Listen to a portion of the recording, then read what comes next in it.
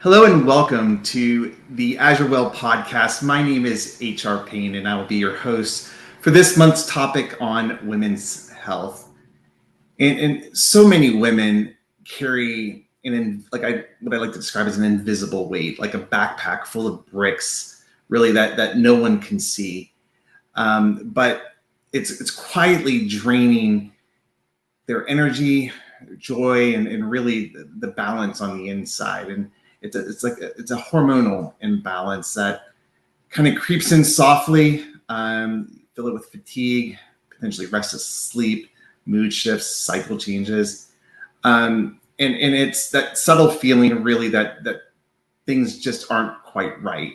And these are truly signals. They're gentle reminders from the body that it's out of rhythm and it's asking to be heard. So joining me this today is Dr. Alphonzo Monzo, biblical naturopath and author of Alphonzo Body System.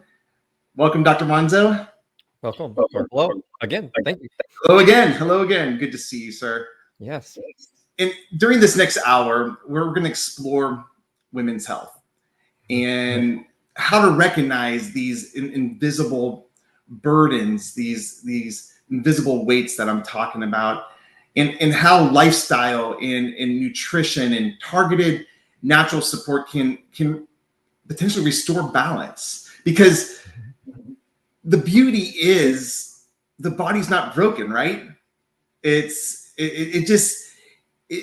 doesn't need to be overridden or silenced, because true healing isn't about forcing quick fixes. So it's about aligning with the body's design and creating that space that it needs in order for it to thrive.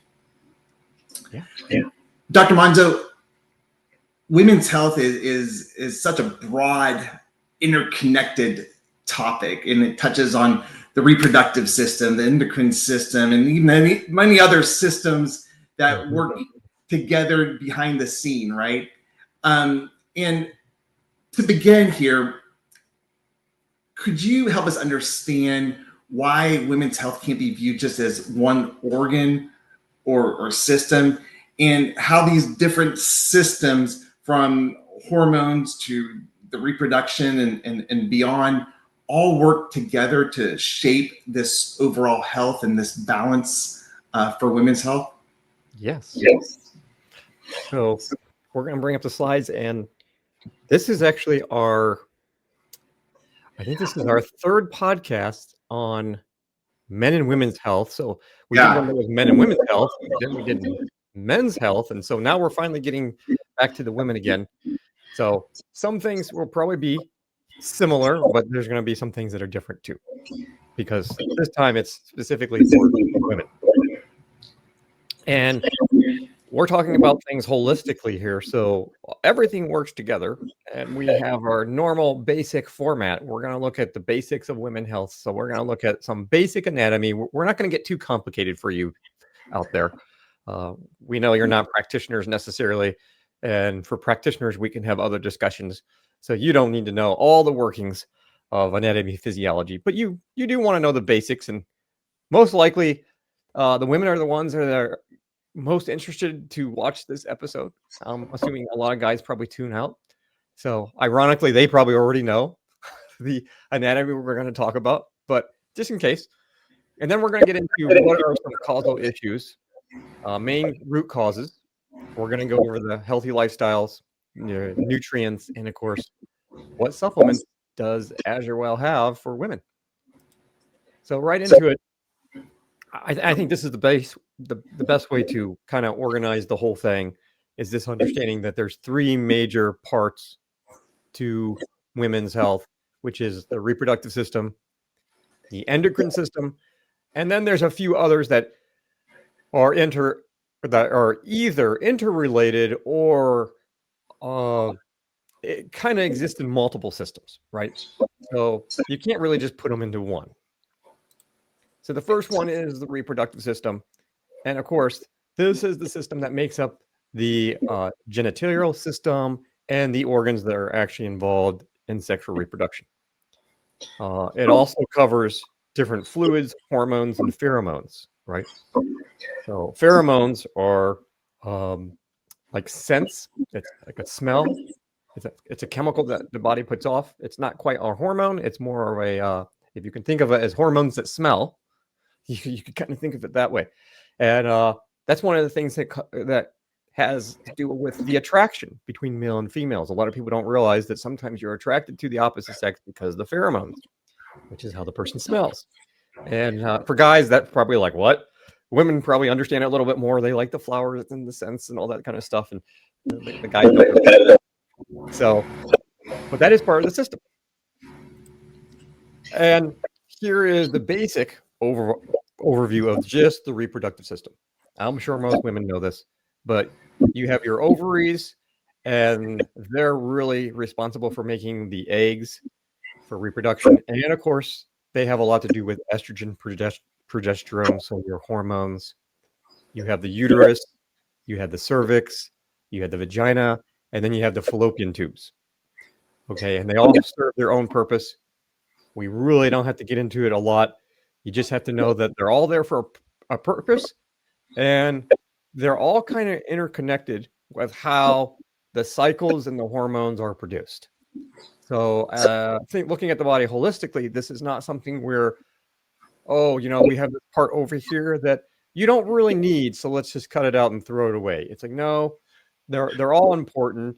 And of course, what you're going to get a lot of times with the mainstream thought process in allopathic world is certain things really aren't needed after a certain age, so just throw them away. Well, that's not really the holistic viewpoint, and we don't really believe it. We think that all the parts work kind of together, and they're all supposed to be there. And ideally, if we had good health and we were treating the body the right way, when we got into older ages, we wouldn't see the problems that we currently see all over our country. A lot of those problems are due to the fact that we live in a country that is high on processed foods and really just a lifestyle that's completely out of touch with nature. And then we reap the consequences of that with how the cycles work as women get older. Doesn't mean things don't change. It's just there should be smoother transitions if we were actually in balance. And the reason why oftentimes there aren't smooth transitions is because we've been taught a lot of things that just aren't true. We have a lot of toxic chemicals, bad foods, all these different things that really mess up this delicate system. Now, when we get to the endocrine system is a little bit different. It still works along with the reproductive system, but the endocrine system is typically the system we think of that really controls the hormone production a little bit more intimately. So in the endocrine system, you have these glands that have to do with controlling either neural impulses or hormone impulses. So it's a communication system, and there's a feedback system with it. And so this communication system can work with neuroendocrine responses, which is kind of like a neurological communication, but it also uses hormones. Hormones are actually part of a communication system of the body. And so hormones is a chemical that's sent through the body that actually acts as communication. And some glands make those hormones and then send them to other glands. And so it's really integrated. And we're going to break it down here a little bit. So here you go. This is your endocrine system for female. For men, it's very similar. A couple parts change. But we have the hypothalamus, which is located in the brain, and it's the control center. They call it the master of the master gland, because they named the pituitary the master gland. Now, it is true the pituitary probably makes the majority of your hormones in the body, but it's governed by the hypothalamus. So between the hypothalamus and pituitary, a lot of those hormones are being produced and made. Then you have a pineal gland, also in the brain. This is a little small gland, and we usually think of the pineal gland for melatonin. It also definitely has some functions as far as understanding where we are with like direction, because there's these crystals in there that work like a compass they're magnetic, and they work almost like a magnetic compass.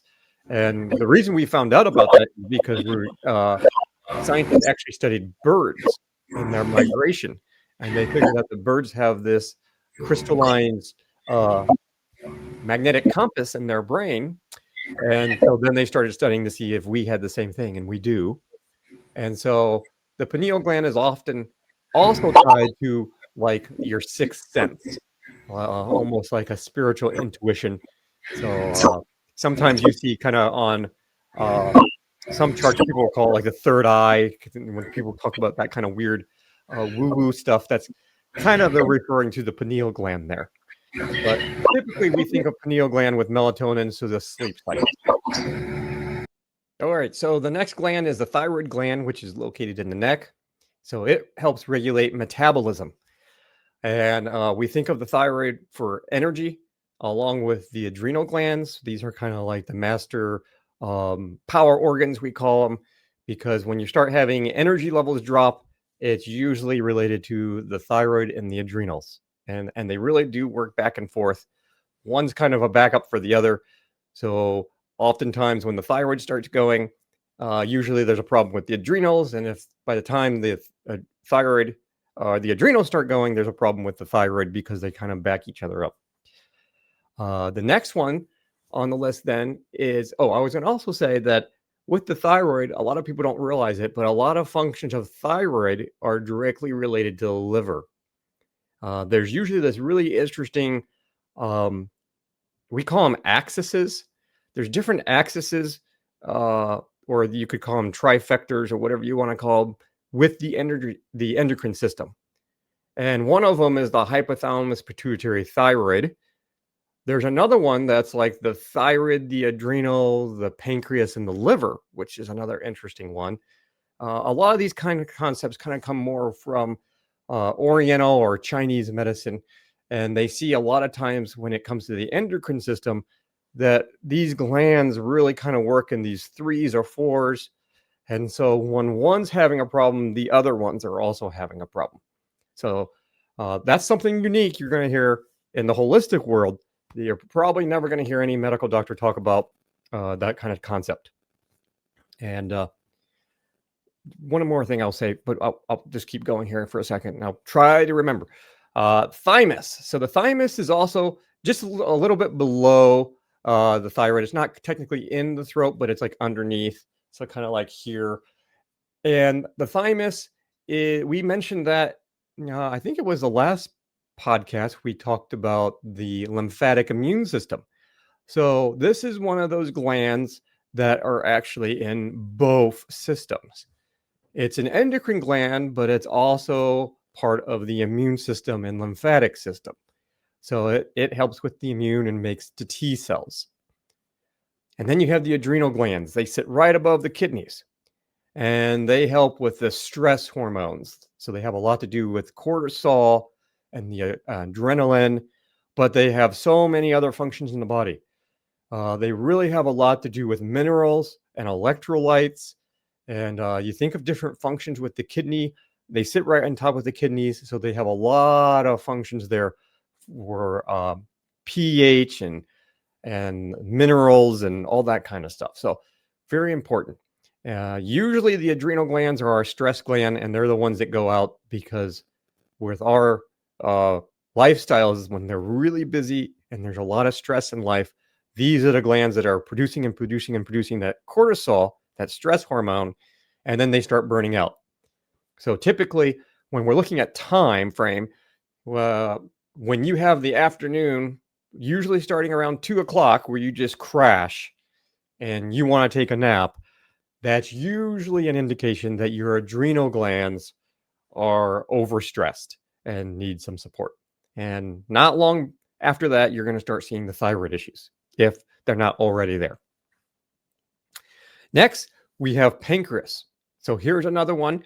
This is an endocrine gland that could also be under another system called hepatic system.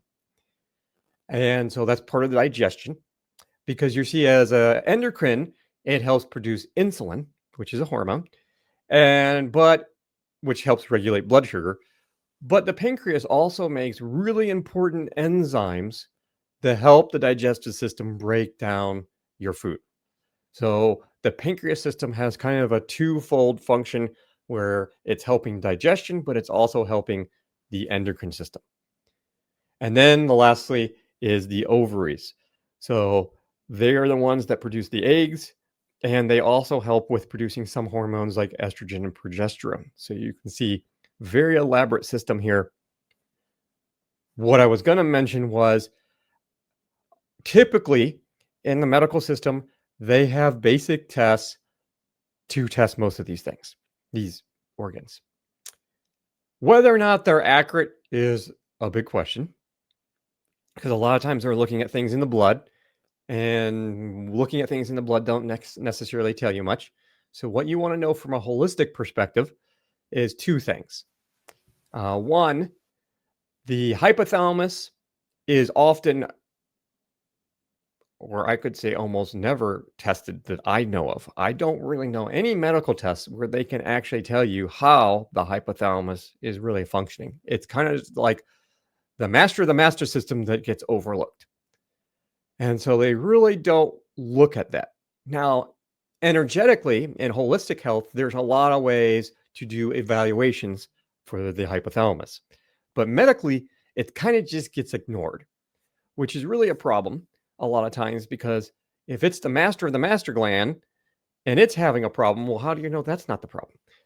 And the other one is really the thyroid, I think, is the one that stands out the most to me, because um, the blood tests for the thyroid have been shown year after year to just not be that accurate. Bruta Barnes was a medical doctor who was kind of really famous in the field of thyroid health. And he used to always say that he treated all women for thyroid if they had the symptoms of dysfunctional thyroid. And he kind of came up with a whole test, which was underarm temperature. And it turns out that checking your temperature under the arm, first thing in the morning, before you do anything else, you don't want to do anything else, you just check the temperature. It should only be like 1 degree below body temperature. That was the best way to check thyroid function, even more than the blood test. And most of the time when you're having a thyroid problem, the number is going to be really low. But you have to make sure you put something, the thermostat or the thermometer, next to your bed, because what you want to do is the first thing you do when you wake up, before you even get your feet out of the bed, you want to check it. Once you start moving, it starts throwing things off, because now you're going to activate the system. So yeah, just to be aware, because a lot of times we hear this, well, at least I hear this almost every day.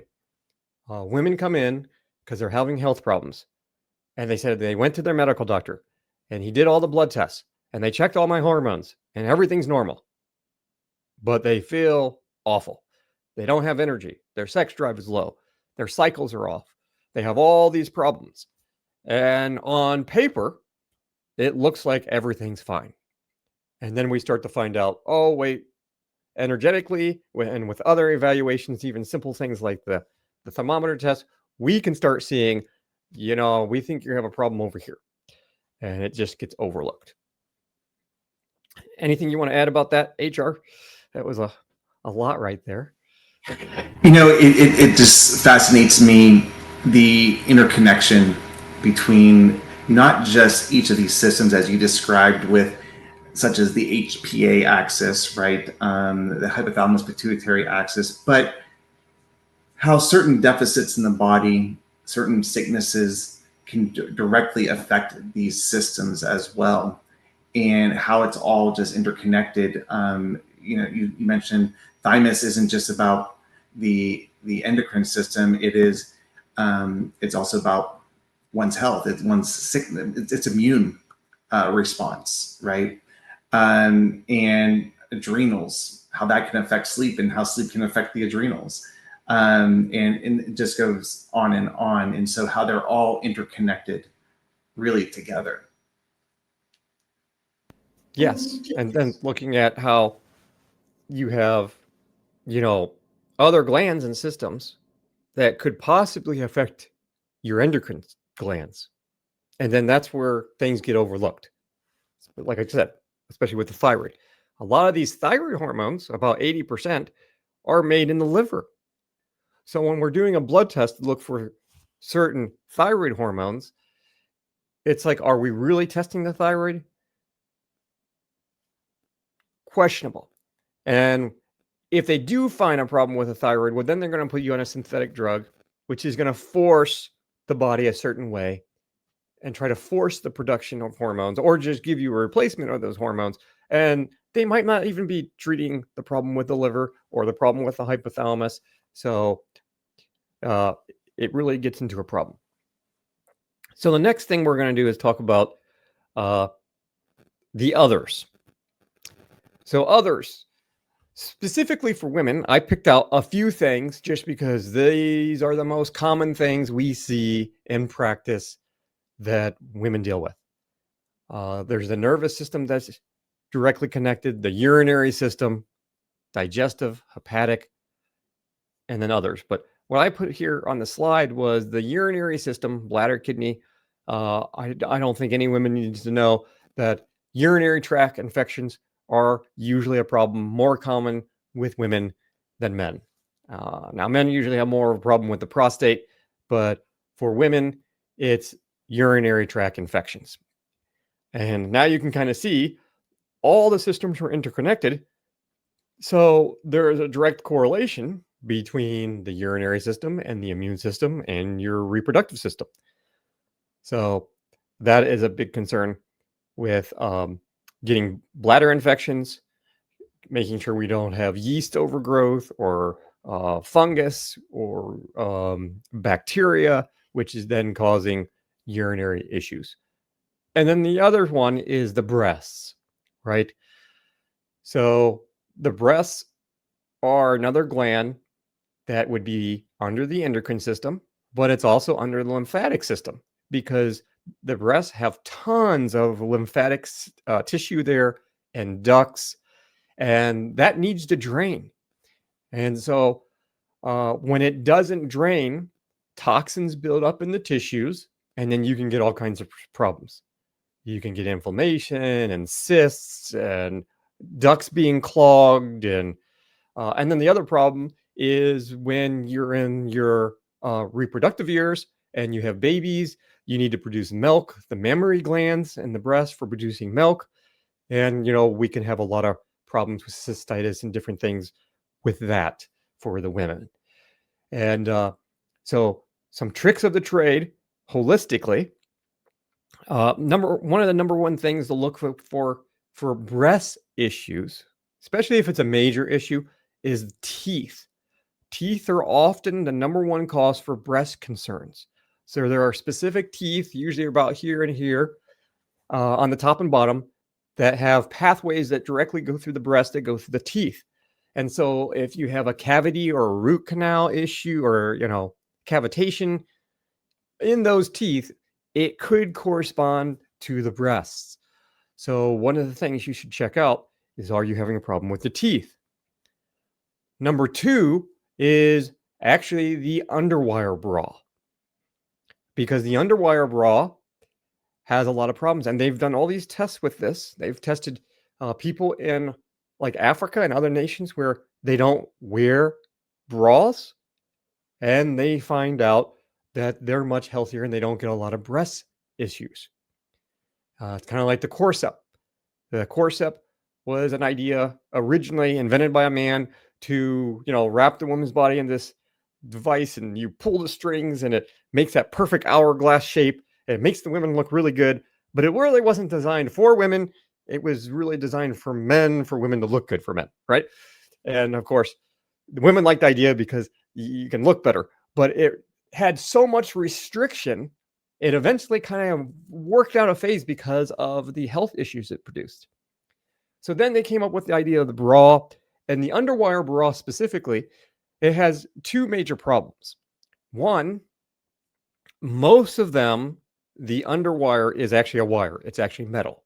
Now, you can get plastic ones, which are a little bit better, but the metal oftentimes will interfere with energy circulation in the body.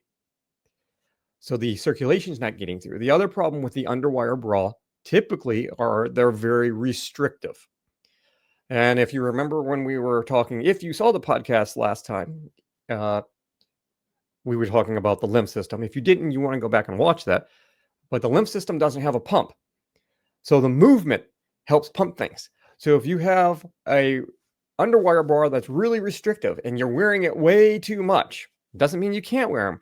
But if you're wearing this thing like 24/7, you're not allowing the breast tissue any time for circulation and for that lymph to move. So what it does is it stops the movement of the lymph, and the lymph isn't draining and getting the toxins and stuff out of the breast, and then toxins build up there, and eventually you start developing issues. So that's number 2. Number 3 on the list would usually be mental emotional. And that's where it gets touchy. And it usually has to do with, you think of the breast as something to do with mothers and being maternity, nurturing. So we look at emotions related to relationships. Past, present. Is it mother-in-law, father-in-law, father, mother, sisters? You look at those type of things, and usually symbolically, there could be a connection. So just some tidbits on that. Anything else there, HR? I think it's one of the things that you mentioned here was the teeth, and not a lot of people make that connection that potentially my teeth and what I'm doing, the dental decisions I am making with what I put in my mouth could potentially cause a problem. And the truth is, and this doesn't have to be a whole a lesson on dentistry, but it is so important to align yourself with a holistically minded or biocompatible dentist that is not, yes, working with mercury-free fillings is important, number one, because it just creates absolute havoc to these very important systems that you were talking about right there at the hypothalamus and the pituitary, as well as the pineal and the thyroid, right? But also those, I think it's also critical to understand the importance of understanding the numbing agents that are being used, and like lidocaine injections versus maybe septicaine, and the aniline homolog of lidocaine is the equivalent of 100,000 cigarettes for half a carpool. And so imagine it takes about 2 carpools to get that numbing in there. So you're covering your fair dosage of cigarettes in a lifetime by just getting a lidocaine injection. And where does that go? What does that do? We get this injection, and is it congesting the lymphs? Is it affecting the brain? Is it going to the breast tissue? How about the thyroid? And so I think that this awareness is so vital to this particular endocrine topic.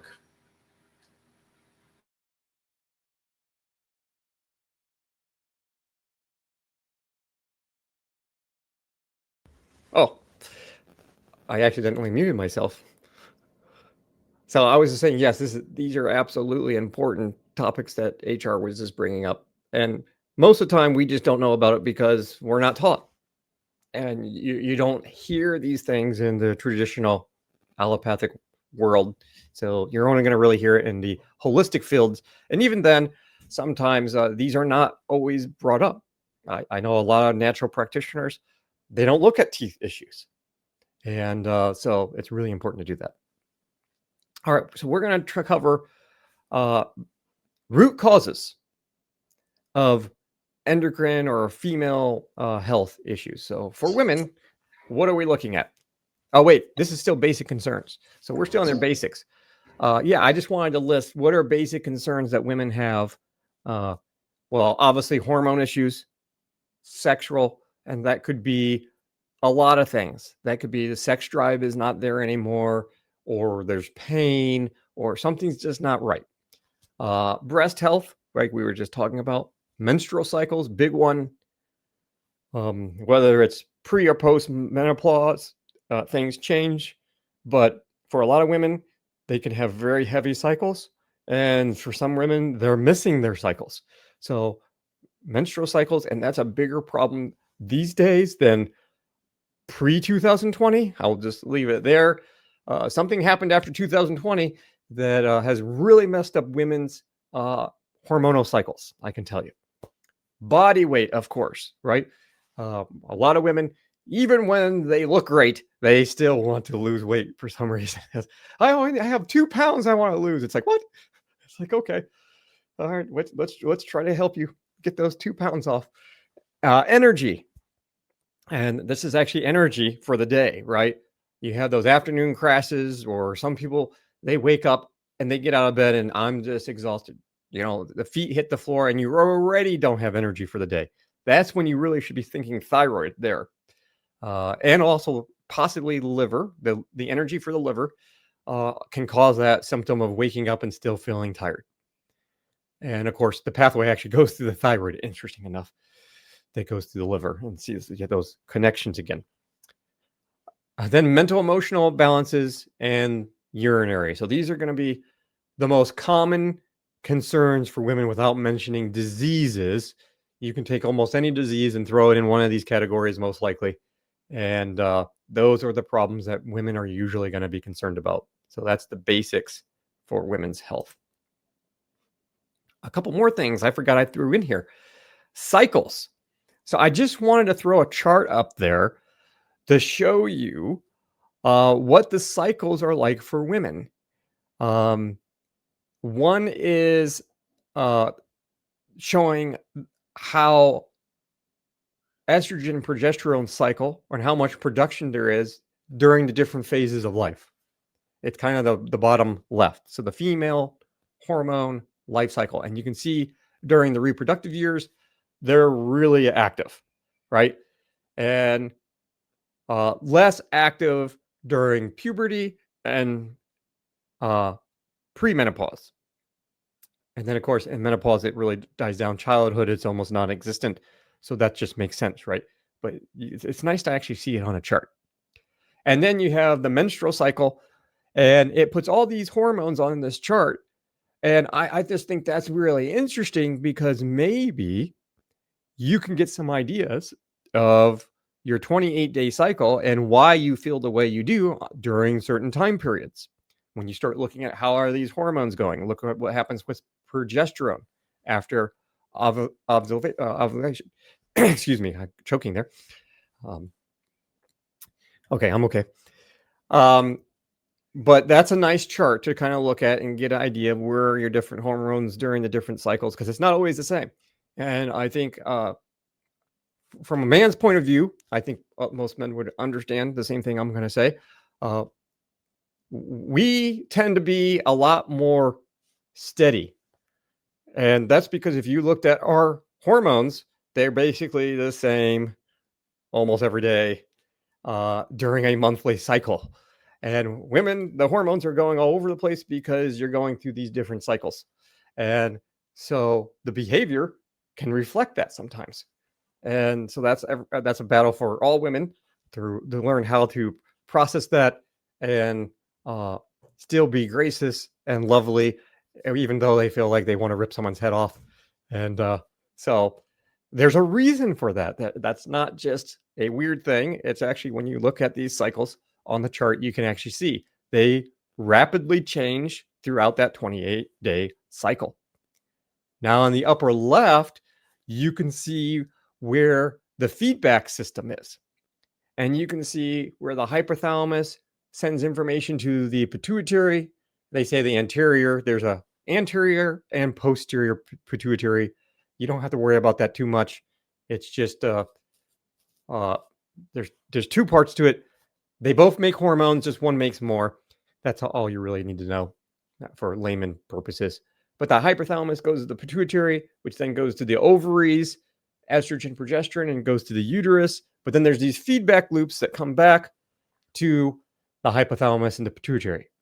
And that's really important to understand when we look at holistic health, because we're going to talk about here very shortly the difference in opinions, like in allopathic medicine, giving women hormones, whereas in the holistic field, we're more interested in trying to balance the body to get the body to produce its own hormones.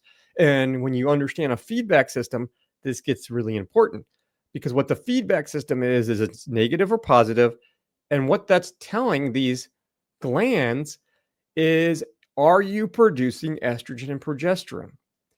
And if you are producing it, it's a negative signal if you're producing enough. A negative signal that's telling the hypothalamus and pituitary, stop stimulating the production of these hormones because we have enough.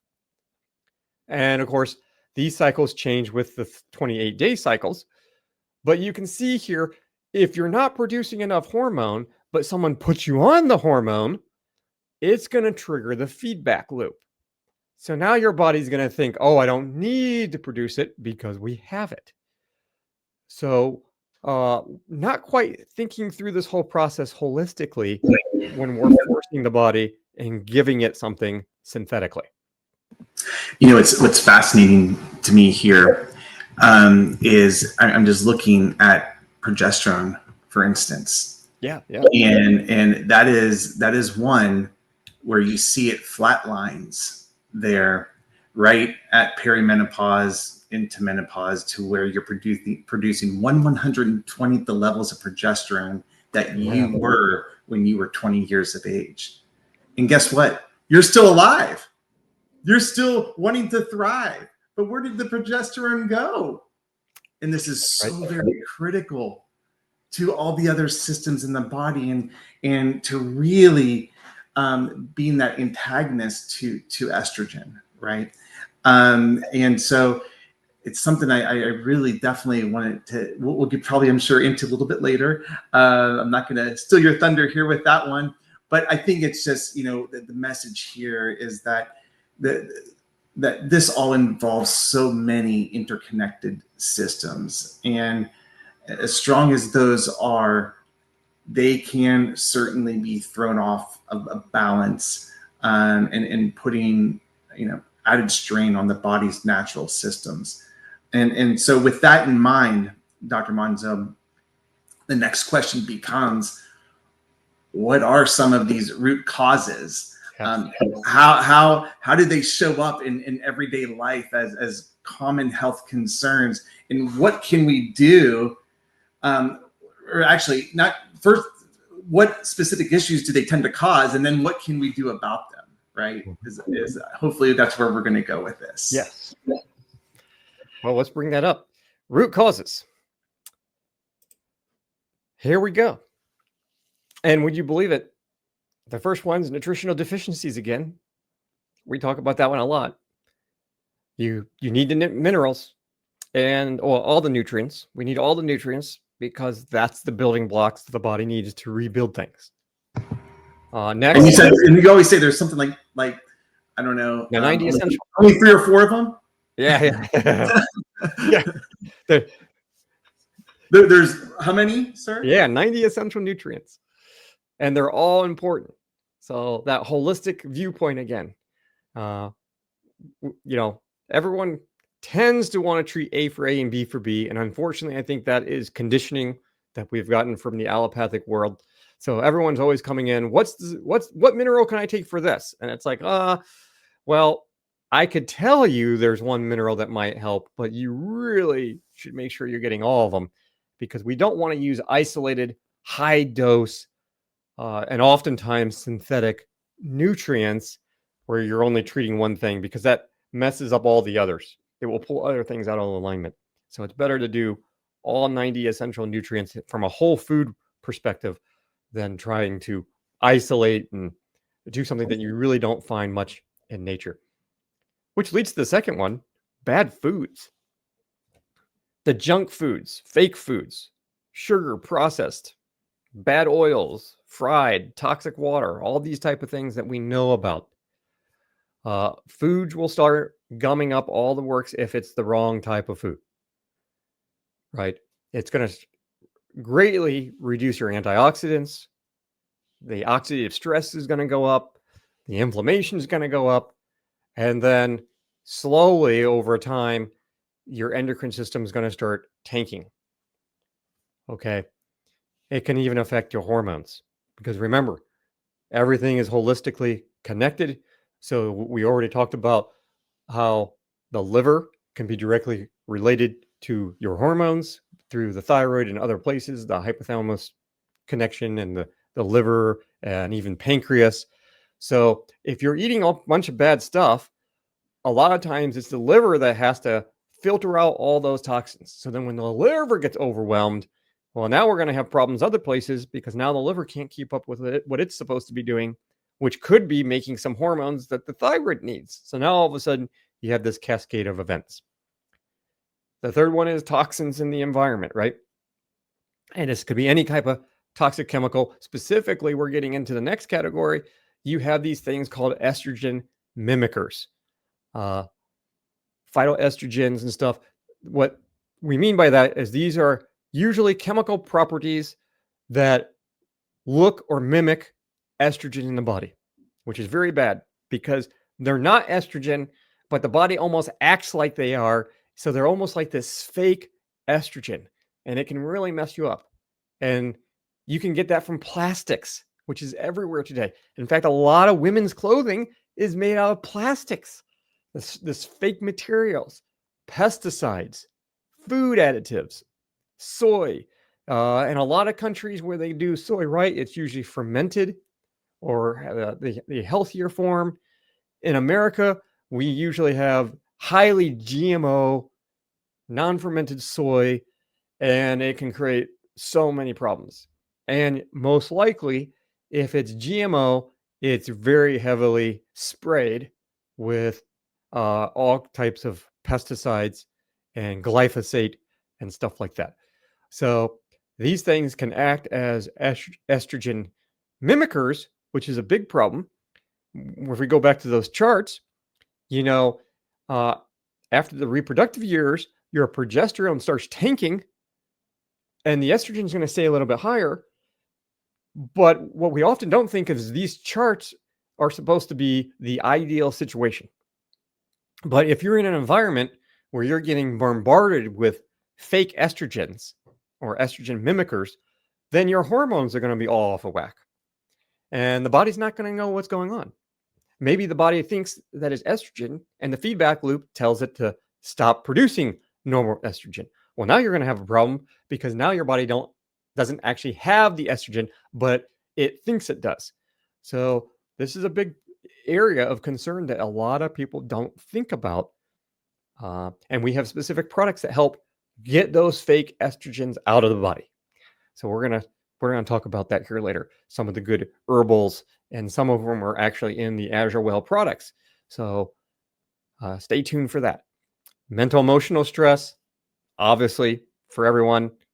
The more mental emotional stress, the more you're going to start burning out those power organs, your adrenals, your thyroid, and then that leads to lack of sleep, which is on the list here. And when you start getting lack of sleep, the circadian rhythms get knocked out of whack, and then that's going to start affecting the pineal gland and everything. So try to learn how to control the mental emotional stress to some level.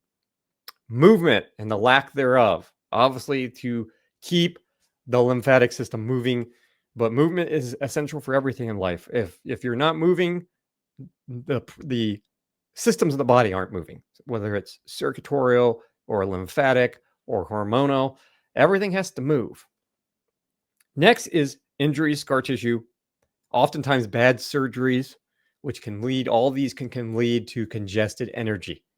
So I had to throw that one in there just because I have seen so many times where people have gone and they had a surgery that probably was not necessary. And then it leads to other problems later in life because of how it congests energy and scar tissue. Or the fact that something was taken out and now now that it's gone, the body has a harder time making the hormones that organ or gland was responsible for. Trauma is a big one. I think this is a little bit more better understood in our culture now than maybe 20 years ago, but childhood and just different traumas in life really can lead to a lot of health problems. And we see a lot of reproductive issues for women are based in some type of physical, mental, emotional, or sexual trauma when they're younger, and then it's never really processed, and those traumas stay stored in the body. And so we have to learn how to process those right and move beyond that, because it will affect you now, even though it might have been years ago and you think, oh, well, that was 20 years ago, I'm not dealing with that anymore. It could still be there. Doesn't necessarily mean it is, but it could be. So having a way to look at those and understanding the signs of what trauma actually looks like. And I think we had a discussion on that in one of the podcasts. Lack of sleep, big one. Burnout, doing too much. That's a specific one on this list for women, because we know a lot of times women really like to burn themselves out by doing too much, usually for other people. I know certain people that don't like to say no, and when other people ask, we're doing it, and it's like, you don't have to say yes. You can say no. And so learning how to not overdo it and not burn yourself out, especially the adrenals. And then, of course, the last one is bad drugs. Hormone replacement therapy, birth control, steroids. The birth control and the steroids, they can be so detrimental on a lot of your nutritional deficiencies. They really cause a lot of nutritional deficiencies, and they throw off hormones.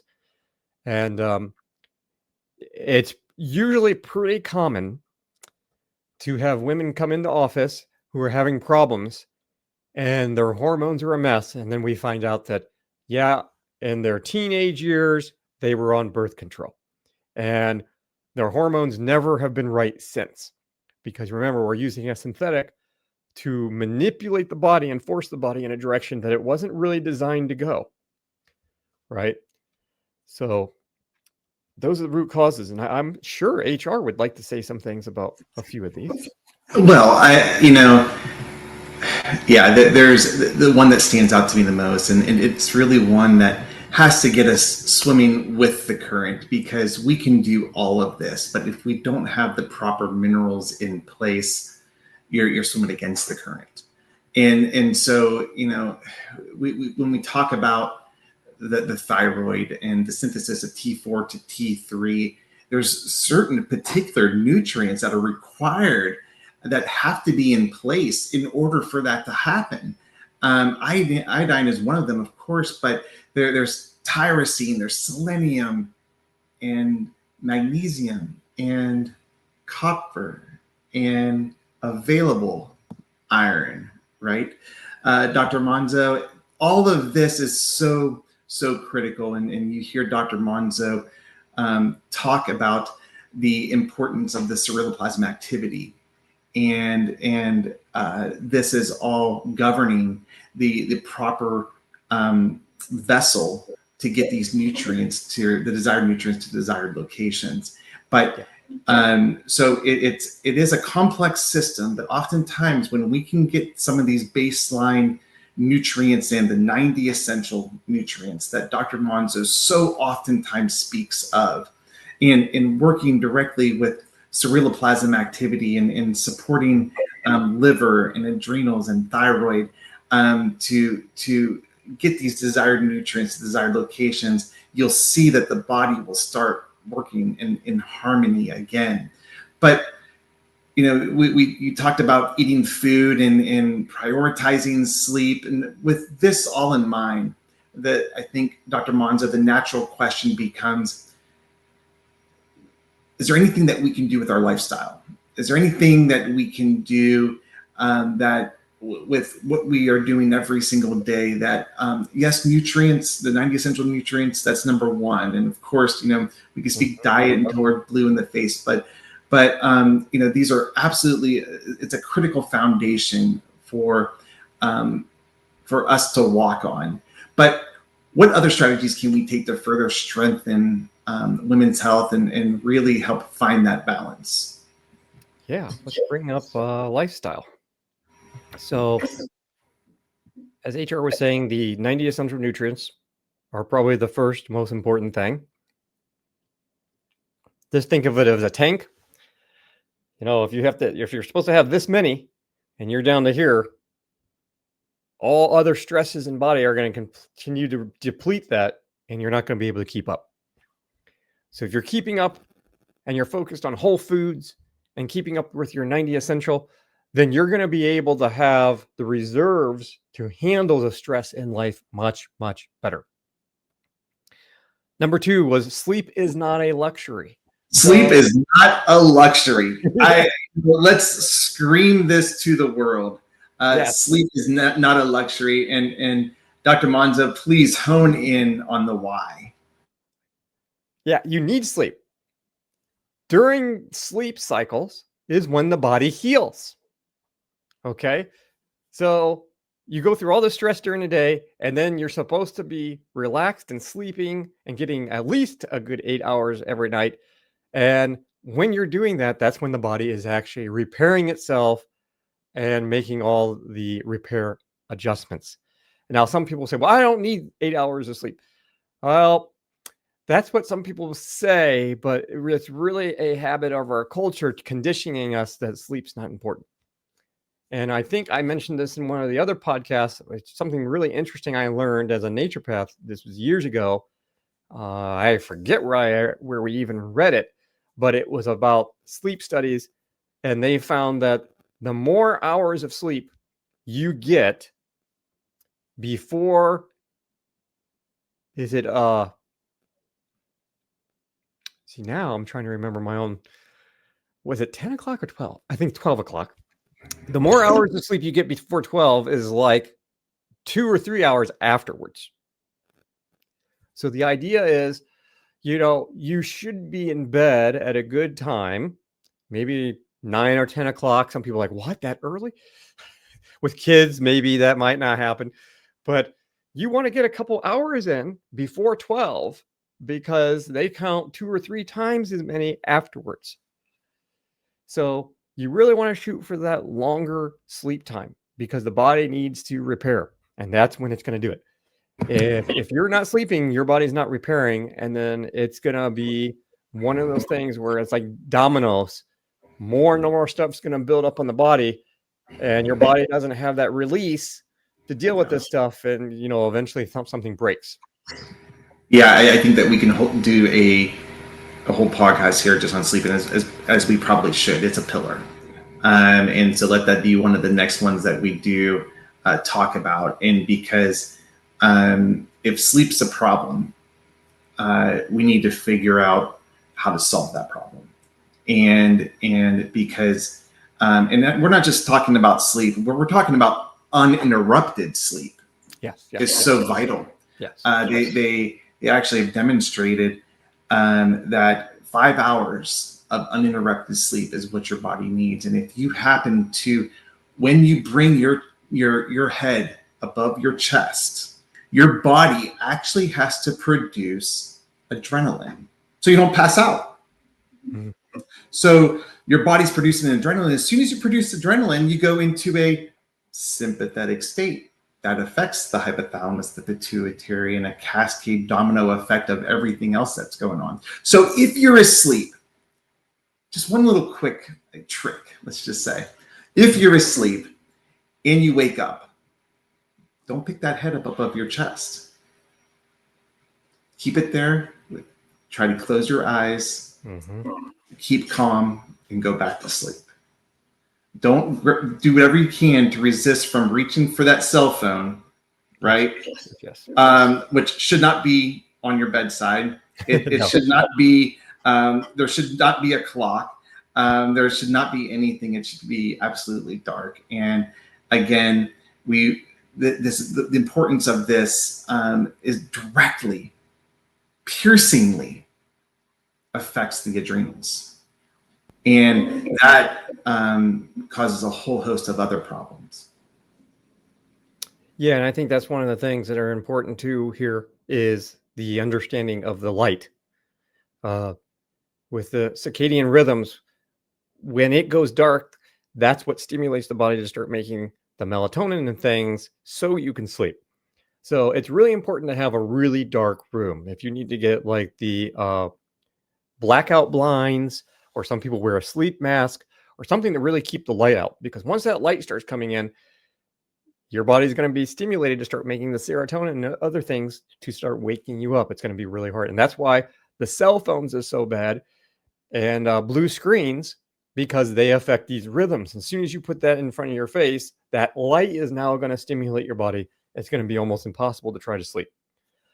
So that's why, really, ideally, we should get in habits of really putting that cell phone down, maybe a half hour before bed, and not touching it, just to allow the body to kind of decompress and get into that sleep state.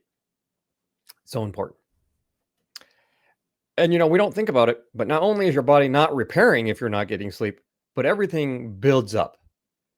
So your anxiety levels, your stress levels, and I think most people know, if you've ever gone a night without sleep and then that turned into one or two more, in a couple of days of no sleep, you're not really functional. Mentally, emotionally, physically, you're just not there. So it starts drastically affecting everything. Support hormones with grace. Yeah, the holistic principle. We want to give the body natural substances so the body can make its own hormones. It might not be fast, like giving yourself a synthetic hormone drug, but it's a lot more graceful. Because if you force the body, you're going to be into some issues. So we don't want to force. We want to encourage the body to do it itself. Endocrine support for your power glands. So making sure we're supporting our adrenals and the thyroid, very important. And there's basic herbals we can do. We're going to talk about here in a minute when we get to nutrition, but usually it's your adaptogen herbs are very powerful for your power glands. Almost everybody really in these days really need maybe a good adaptogen formula just to make sure we're keeping up with all the stress. Exercise and movement, getting moving, exercise. Some people, that's a great stress reduction activity. Other people, not so much. It depends on your personality. I like a lot of exercise and movement and being active. So for me, that is a great stress reduction. Some other people, you have to find something else. Maybe you're more into puzzles and things, but you still need to have that movement, because we still need to get the body moving and things processing. The movement and the exercise not only helps the lymphatic system, but it also helps pump and release and get the body detoxing. So exercise is a great way to sweat and get the body detoxing methods working a little bit more powerfully, because that is one of the elimination channels. Trust the wisdom within. Okay. Especially for women, a lot of times they just have an innate wisdom that they kind of know what's wrong. And this is probably one of the foremost issues today in allopathic medicine. And back, years ago, I don't think this was as big a problem with MDs as it is today. There used to be a time when MDs would listen to their patients and they would take in consideration maybe that innate wisdom and what women were saying. But today, they don't really spend much time with you. They're really not interested in what you think. They're interested in what the labs say. So they almost treat you like you're not a person. And that's a big downfall, because a lot of times, if you just ask women some questions and let them speak, and what do you think? A lot of times they're pretty close to hitting it on the head on what they think the problem really is. So, trust that wisdom that, hey, you know what? You can learn to monitor and understand the messages of your body. They're there. And the more we practice that, even as men could do it too, the more you start realizing, hey, you know what? Maybe I just did something, I just ate something, I just drank something, and I go, you know what? I think that was not good for me. It's almost like this innate wisdom that you start developing that you can almost tell how your body's changing in a very subtle way. Because a lot of times we're just oblivious to those things and we're just, hurting ourselves all day long and we don't realize it. But when we can get to the point to where we can read those things and understand those things, we're a lot better off. Here's another one. Get help if you need to for a past trauma. Don't think that you have to do it yourself. There's always people you can reach out for to deal with those issues. And then the last one, learn to say no and let go. That's a big one for the women more than the men, is letting go. And there's a whole reason for that we could get into. We probably don't have time for today. But based on how women are designed and how the energy systems work, women have a lot harder issues letting go because it's part of the design of how women are designed to function. So it's one of those things. Saying no and letting go is an everyday lifestyle. That's great, and I think it's so vital to understand a key point that you made there, Dr. Monzo, is through the functional panels that identify with blood chemistry markers. So oftentimes that are being practiced with the Western approach, and these metabolic panels, they kind of show up with evidence, if you will, right? Mm-hmm. And how we treat them, though, is so important to understand. And you've said it before, and I kind of want to highlight it again. It's not about replacing A with A, B with B, C with C, and D with D. And it's more about staying within that whole food matrix, because that's the best buffer to prevent imbalances in the body, because eventually too much zinc causes a copper imbalance, right? When we can be so we can really, in a way of art, work with the body and work with something like LJ100, Tongarali, to help support directly balancing DHEA levels within the body. And rather than forcing it unexpectedly when the body's not ready with a DHEA supplement. And I carry DHEA. I do. I believe and strongly recognize in the DHEA cortisol ratio, and identifying with that, because we are so, it becomes so imbalanced as we grow in time. And so, but staying within that whole food matrix, I think is where it's nature's apothecary, right? And though I do recognize, and AzureWell recognizes, that everybody is at different places within their health journey, and sometimes you need a synthetic vitamin B as 5-methyltetrahydrofolate because your epigenome situation, but eventually we would like to get it to that food form. That's where we want to go. And so I just want to bring that thought forward, because I know there are a lot of people that are up against reading their various panels that the doctor provides them. And the quick reflex is to go find that vitamin A, because of a potential deficiency that you have. Man, there's nothing better than cod liver oil for that. I'll tell you that right now. Yep.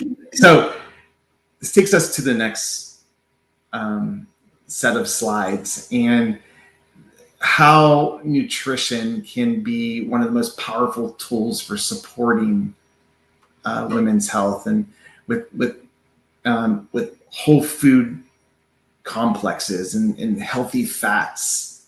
And with key herbs that really all work together to fuel that balance and cellular repair. So what kinds and it looks like maybe you have one more slide here on lifestyle, so forgive me. So let's attack that, and then let's go into identifying some of the targeted things that you can do. Excuse me. No problem.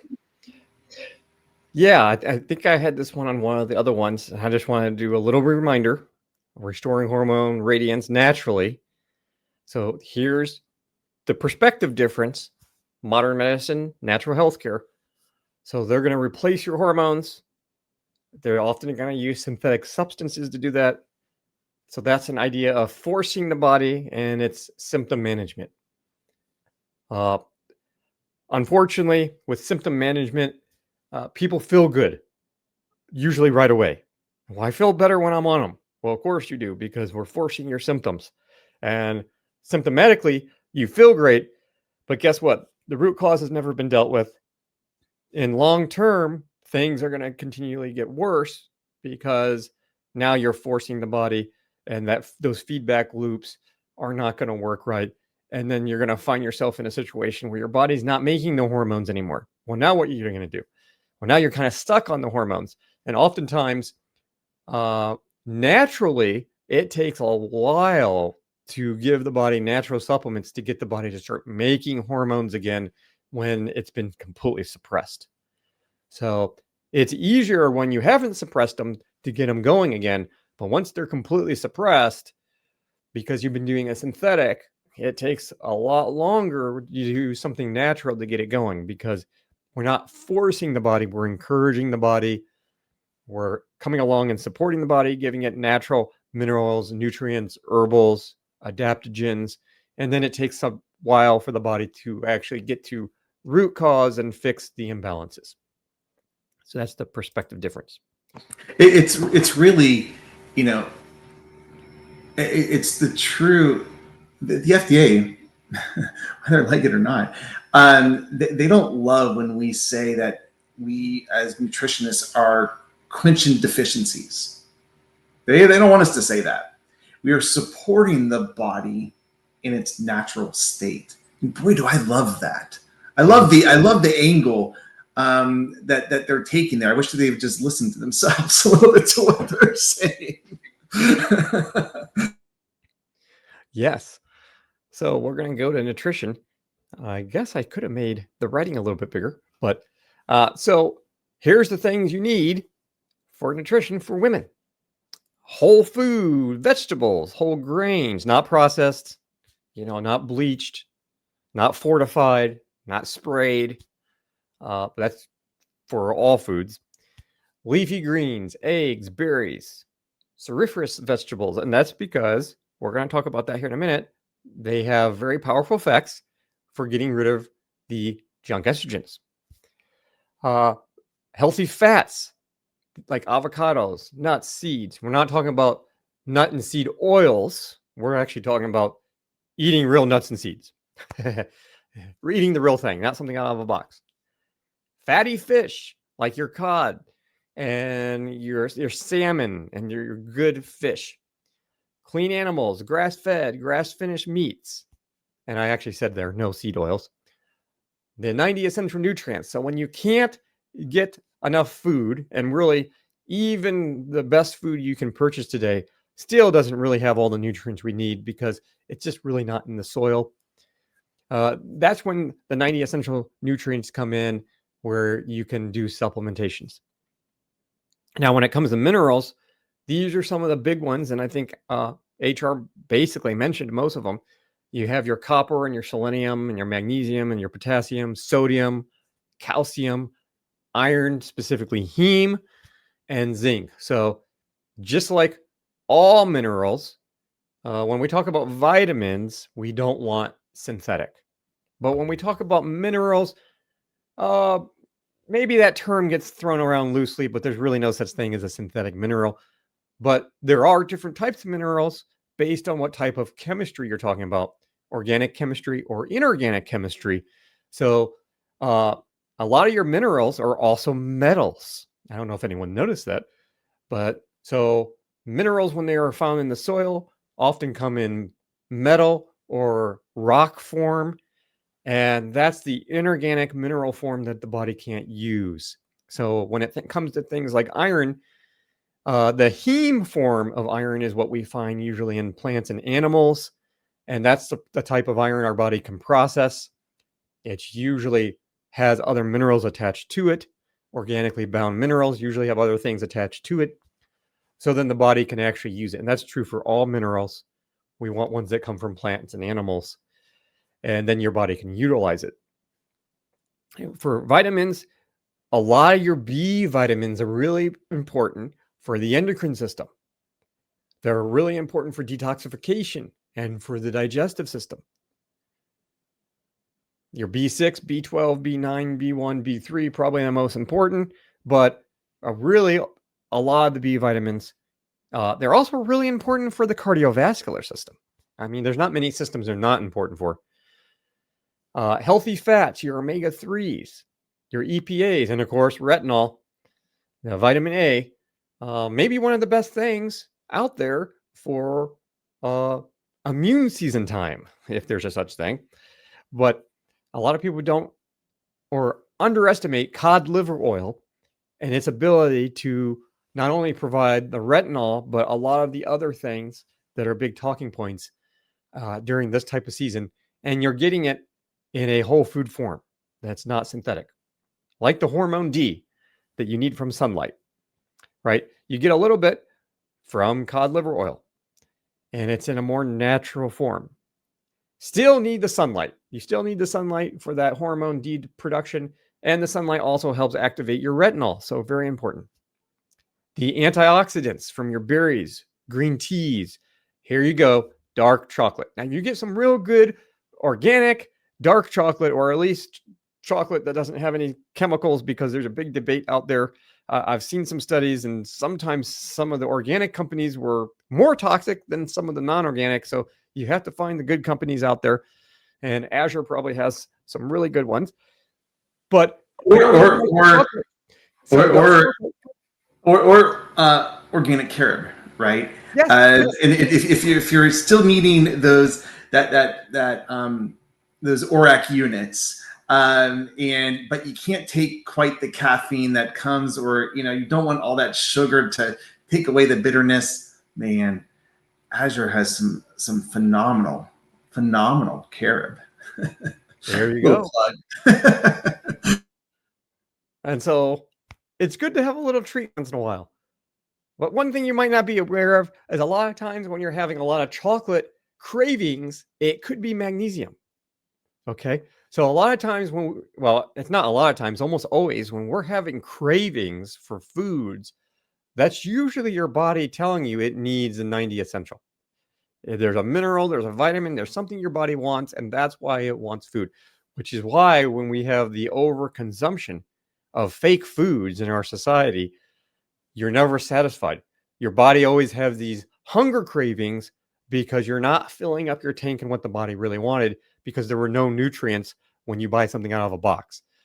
And so what your body's really craving is the nutrients that aren't there. Herbals. Look at these great herbs. Chase tree, ashwagandha, dunque, red clover, black cohosh, evening primrose, fenugreek. Really great herbs. And you're going to notice that a lot of these herbals are going to be found in some of the AzureWell products for very specific reasons. Which leads us to supplements. Well, this is the very basic slide of what basic nutrients do you need for hormone balance. And of course, that is almost perfectly the whole food multi. The only thing that's missing would be the IP6. So the whole food multi, or I mean the 90 essential. The 90 essential would be the whole food multi, the Alaskan cod liver oil, the fulvic humeric. You would add IP6 and you would have your whole 90 essential. And then we threw up on there core copper and the adrenal food. Really important. And the adrenal food, so important for the stress reduction, but it's all mineral based. So these are foods for the adrenals, which are the main nutrients and the main vitamins, or not vitamins, minerals that the adrenal glands need for support. So critical. I just want to, touch on that point that you're making there.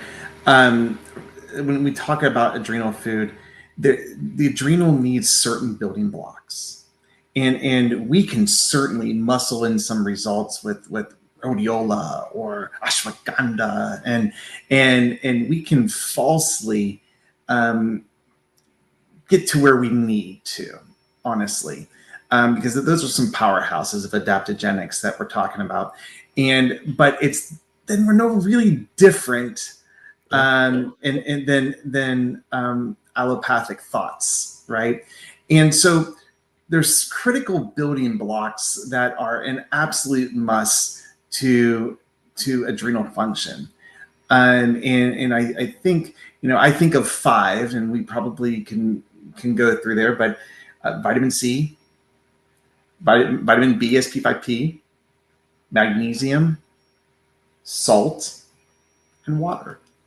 Those are, in my opinion, I would say are the absolute most critical. But the adrenal food it's targeted thought is to feed the adrenals what they need as building blocks so they can rebuild again, and coupling it with something like rhodiola or an adaptogenic to help balance that HPA axis, the hypothalamus pituitary adrenal axis, is going to be a wonderful adjunct. But don't let that be your silver bullet. There's no such thing.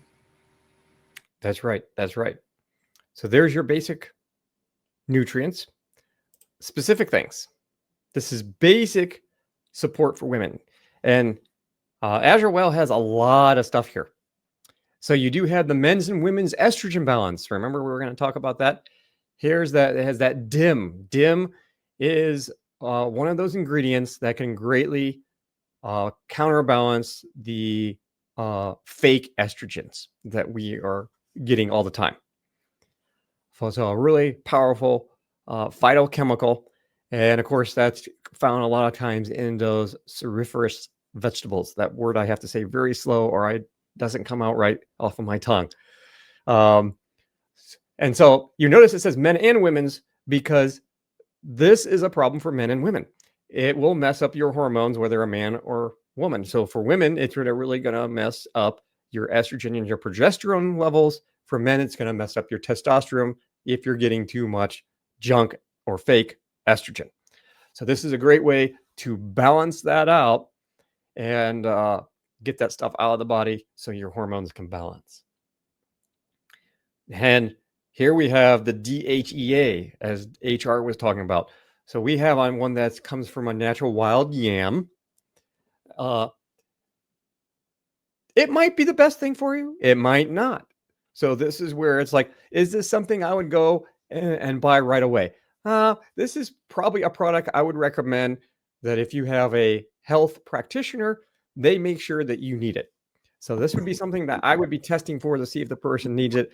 I wouldn't just say go out and jump on this, but DHEA is a precursor to a lot of your hormones. So it's very important. Did you want to add something there? No, I absolutely just second that thought. Why use a sledgehammer when all you need is sometimes is a thumbtack? And you can DHEA if you're gonna do it, like kind of like pregnenolone. DHEA if you're gonna do it, you do it under the supervision of a practitioner. It's the king and queen of all hormones. So it doesn't sometimes just promote the good; it kind of promotes the good and the bad. And you got to be mindful of that, especially when you're coming in already out of balance. And that also brings me kind of back to the point I want to make with diindolylmethane. Again, guys, here we can't just diindolylmethane helps facilitate that 16-dihydroxyestrone into the more advantageous 2-hydroxyestrone through those liver pathways. Oh, I just said liver pathways.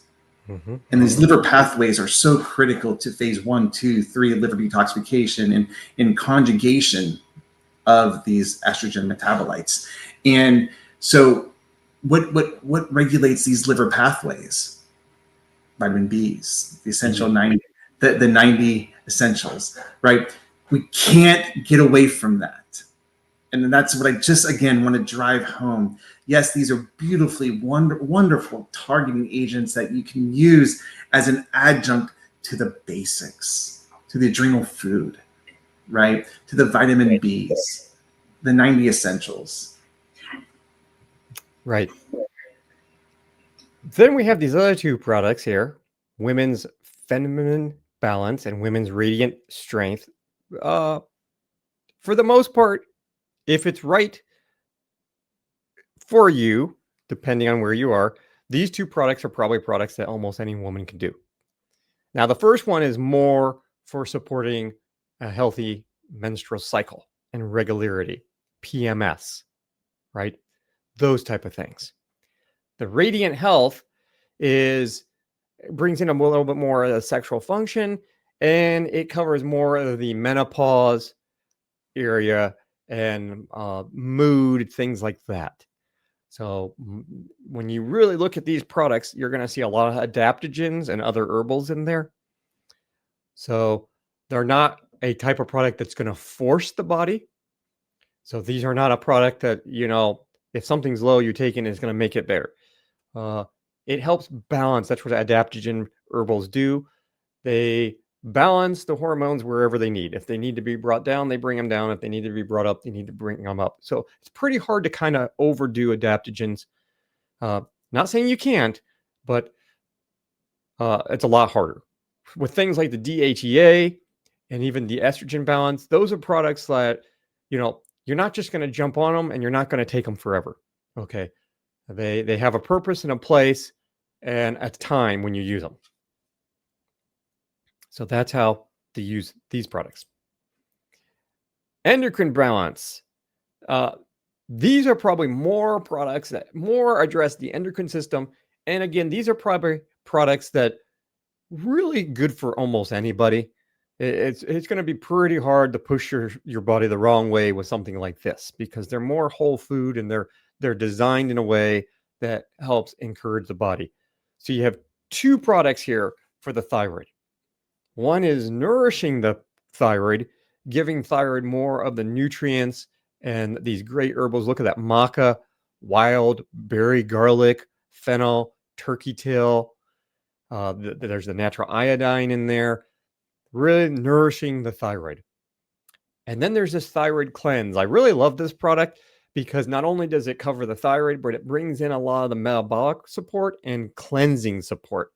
So you see in there's the chlorella. You have the iodine from the kelp, but you have the chlorella, the milk thistle, turmeric, alfalfa, reishi. I remember when I was really young, alfalfa was the thing that was in phase. I don't know, was that in the 80s? Everyone was alfalfa drinks, and that was like the super miracle herb of the time. When people go through these little fads, but it's because alfalfa is really important. It has so many nutrients found in it that so that's in the thyroid cleanse. So it's going to give you a lot of great nutrients and some great detox support there too, and anti-inflammatory. So can't beat it. Healthy inflammatory response. Yeah. Yeah. Did I say inflammation? I might have said the wrong thing there. That's okay. As long as I correct it, we're good. That's right. Beef liver caps, one of the densest nutritional sources on the planet. You're going to get a lot of your natural B vitamins right here in a natural sense. This is probably secondary for retinol. Primary is cod liver oil. You just can't beat it. But beef liver also has some good retinol, vitamin A. It's also going to have the natural form of iron and copper. You're going to have zinc and selenium. There's tons of minerals in here. So good old beef liver is just a great way to get a lot of your nutritional vitamins and minerals. The adrenanu adaptogen. So this is kind of a 2-in-1. It's designed for the adrenals, but it's also an adaptogen. So it's probably going to cover a lot more than just the adrenal glands. Okay. And again, it has adaptogen herbs in here, and there's some minerals too, the humic minerals in here. So this is not going to force the body in one particular way, but you're actually giving both mineral support for the adrenals and the adaptogens to try to help upregulate things and get things balanced out. And then we have our trace replace ionic minerals. So these are minerals you add to your water to try to get your minerals back in your water, your electrolytes. Really going to help pH, helps the cellular structured water. That's something a lot of people don't talk about. Our cells should be structured water. So that's almost what they would call like the fourth phase of water. It's a different form of water in the body. It's organized, it's structured. And one of the things your body needs to have structured water is minerals. And when it loses its structure, that's when we become dehydrated, because non-structured water really doesn't do any good. If you see water in nature, living water is usually water that's going through the mountains, going through streams.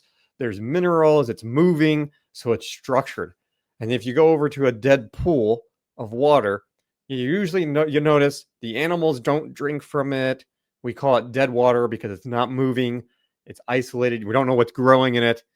It might not have any minerals, but think through the body, very similar to what we see in nature. So is filtered water good enough? Not always. So you want to have your filtered water, and then you want to add your minerals back in. And so that's what this is for. Yeah. Especially when you're really dehydrated.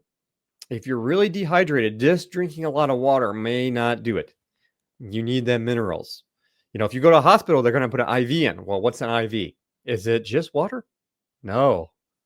Saline is not water by itself. It's the minerals. Sodium, maybe. And here's the other one, the others. We talked about women often have times with urinary tract. So we have cran-better bladder support. Urine acidification. Very important. Now you hear that and you might think, well, I don't want to make my urine more acid. But see, the key here is that helps the body fight off bad bacteria. So it doesn't mean it's going to come out burning. Don't think of it that way. But this is getting the pH right in the bladder so that this bacteria can't grow. And then you can see it has a nice blend of some mucolytic herbs like marshmallow root. So that kind of just really smooths out the lining and smooths out everything, kind of calms down inflammation. You have hydrangea root in there, the cranberries, the olive leaf, very powerful for immune modulation. So great remedy there. Resveratrol. Well, I think that's probably known as a very powerful antioxidant. It's also very powerful for circulation, cognitive support, immune. So antioxidant support is needed for every system of the body. And so is circulation. If stuff's not circulating, it's not going to work. So there's your really powerful antioxidant.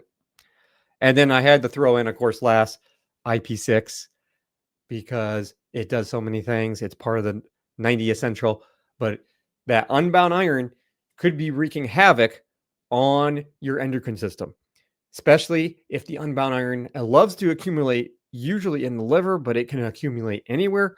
If it's accumulating in the liver is going to slow down. It can cause thyroid problems. I've seen it accumulate all over the body, causing all kinds of problems. So you really need to get the unbound iron out. Plus, it's rich in all these other minerals that your body needs and just has so many other functions. So I think that's it for the AzureWell supplements for women's health. Dr. Monzo, we did it. And it's about an hour and a half long of just absolutely wonderful information. And I think this particular topic deserves every minute of that. And probably more. And there's a lot of other things, a lot of other subjects that we can talk about here that are so vital to be in that foundation to support and balance women's health that deserves its own, hour and a half, if you will, sleep being one of them, right?